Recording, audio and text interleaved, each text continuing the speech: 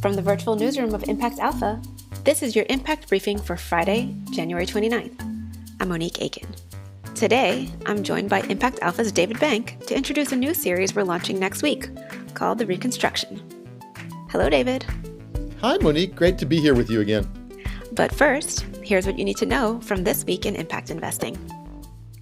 BlackRock's Larry Fink put CEOs on notice to get on a net zero emissions plan, and fast. More than 1,500 companies already have made net zero pledges, and many of them are buying credits to offset their own emissions.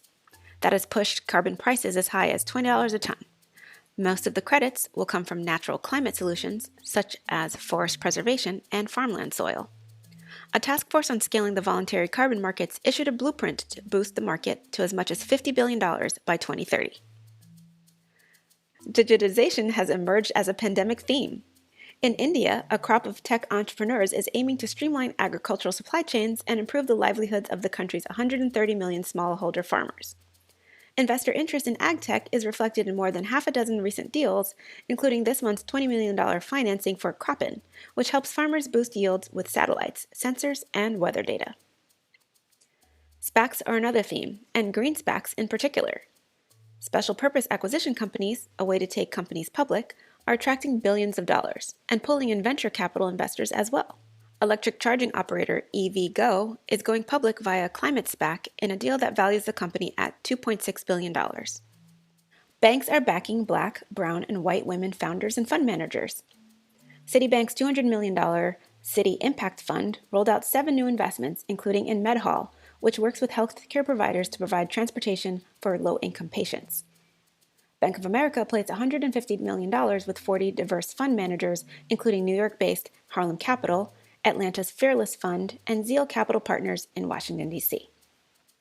And finally, no need to wait for new rules to move capital in opportunity zones.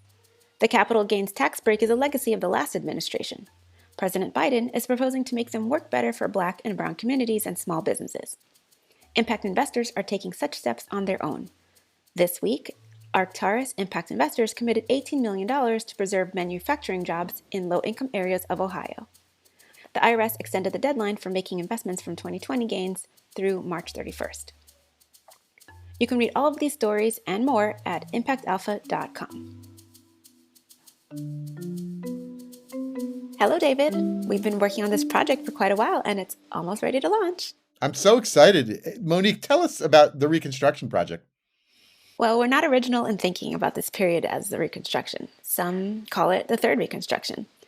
But it's been fascinating to see how the post-Civil War period is resonating in our own time of dislocation and rebuilding, particularly as we look to create systemic change. We've been hosting a series of podcast conversations with some bright minds and problem solvers to explore how we can get it right this time. Tell us about some of the themes that are emerging so far. Well, really, it's like a core set of principles have come through in these early conversations that really resonate with some of the thinking that we were already doing. That this reconstruction must build the post-pandemic world on a foundation of economic liberation and racial justice. That this reconstruction needs to reflect the new majorities and deeply listen to communities, and that this reconstruction needs to prioritize justice and redistribute power. And it will require the impact investing community to work in radically collaborative ways to engender the changes in practice needed to do things differently. And truly, this moment, in the United States at least, presents an opportunity for a proactive vision that centers Blackness and the voices of Indigenous and other people of color. You know, one of the things that always comes up in conversations about the original Reconstruction is the way it ended. You know, white supremacist backlash after a contested election, in fact, that ushered in Jim Crow and so much more. All true. And those who describe it as a failure really obscure the promise and possibilities that were flowering. It was a success story, which is why it attracted the backlash. And it was really a serious effort at a just multiracial democracy and society that was almost working. Here's how Carmen Rojas, the head of Marguerite Casey Foundation, put it.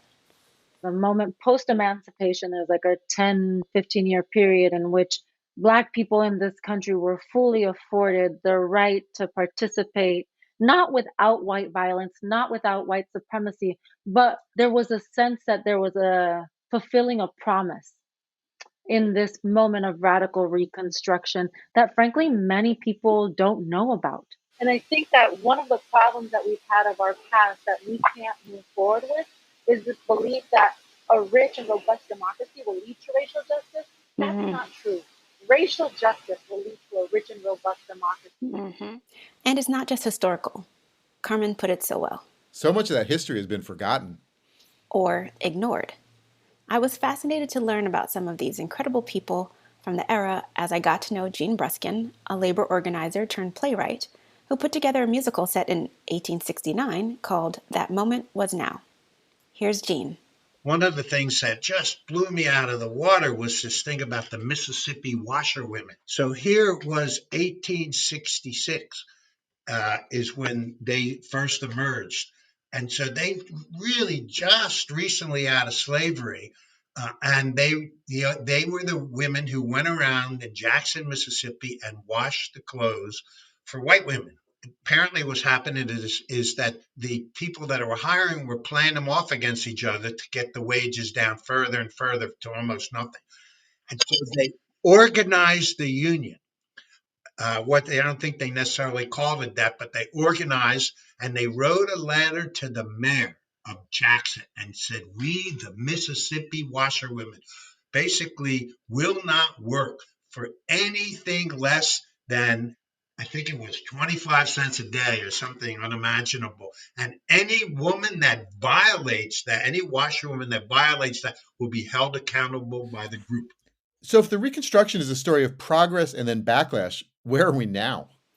I think Paula Abdul said it best. 2 steps forward, 2 steps back. I mean, the backlash to the Obama administration, Trump. The backlash to the 1619 Project, the 1776 Commission. We just have to be prepared for the backlash to the amazing work being done by so many to ensure a more just future and to redress the harm being done to Black and Brown communities. Here's Melissa Bradley, a veteran impact investor who calls her fund 1863 Ventures to commemorate the Emancipation Proclamation, which ushered in the Reconstruction. And certainly with the election of President Obama, people said we're in a post-race era. Well, that was clearly not the case. We were in I'd say, race-igniting era. And I do think it's important that people understand history to know what laws have been created to allow for equal opportunity, what barriers still exist and how to do those, and where have we found opportunities of coexistence and I would say equitable wealth building and wealth creation in communities, because we've seen it, albeit isolated in pockets like Tulsa. And so it's important that we're not starting from scratch, because unfortunately, I think I'm getting too old and we don't have a lot of time to lose. And so we really need to figure out, how do we understand history to build the momentum that's been created? You've met so many great people. We're going to launch these podcasts on Impact Alpha on Monday, and people can binge on the conversations. Yep, and there's plenty more to come. We'll be posting new conversations regularly, and listeners can get Impact Alpha's coverage of the Reconstruction beat at impactalpha.com. We'll be listening with interest, Monique. That sounds good. And that's going to do it for your Impact Briefing this week. You can read all of these stories at impactalpha.com. Impact Alpha's podcasts are available wherever you listen, made possible by Impact Alpha subscribers. Join them and receive the daily brief and full access to impactalpha.com and more. Podcast listeners get $100 off their annual subscription. Go to impactalpha.com/subscribe and use the code briefing100 for $100 off. Thank you for listening, and thanks to our producer, Isaac Silk. I'm Monique Aiken, Managing Director for TIP, the Investment Integration Project.